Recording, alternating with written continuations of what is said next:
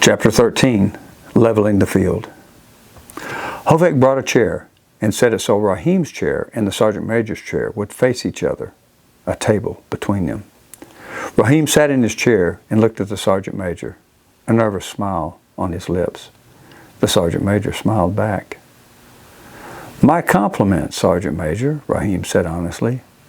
"An infidel you surely are, but a strategically gifted one. You produced a weapon out of thin air and offered me no choice but to put it to my head. Brilliant. Should I live beyond this hour, I shall always remember you. As will I."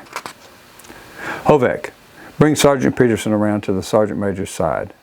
Isra," he continued commanding, "bring the sergeant major's men over to the side of the table so they can see." We were brought around on one side of the room, and Rahim's men were placed on the other side so they could observe as well.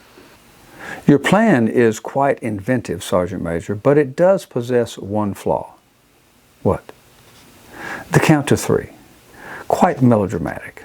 Not only this, but it affords the possibility for one or both of our men to refuse to pull their triggers, which of course will open a manifold of enticing opportunities."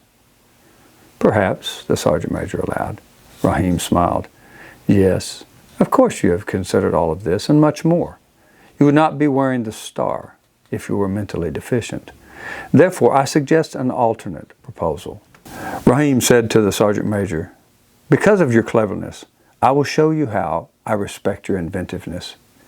If Jalal puts a bullet in my head with the pull of his trigger, I will order him now to release you and your men. For if I die, it is obvious to me I have fallen out of favor with Allah and therefore deserve to die.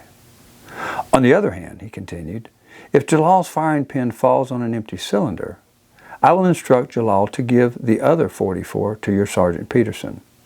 But before he does, he will open my chosen pistol, put a bullet in every cylinder so that we're ready for him to use." "Reason?" the sergeant major inquired. "Simple. You refuse to shoot your own soldier. How am I to know your sergeant might follow in your manner and choose not to shoot you? Therefore, Jalal may have to persuade Sergeant Peterson to pull his trigger." The sergeant major nodded his head. Rahim continued, "If your pistol discharges into your head, then we are finished. Your men will be released. But if it too falls on an empty cylinder, we have both passed the test you propose. The problem is we would be left at a stalemate. There would be no winner and no loser." "Else we battle again at a later date," the sergeant major supplied. "Exactly. I suspect you have something in mind." "I do," Rahim said. "But first we must observe the hand of fate. Jalal, the pistol." With no hesitation, Jalal pressed the pistol to Rahim's head.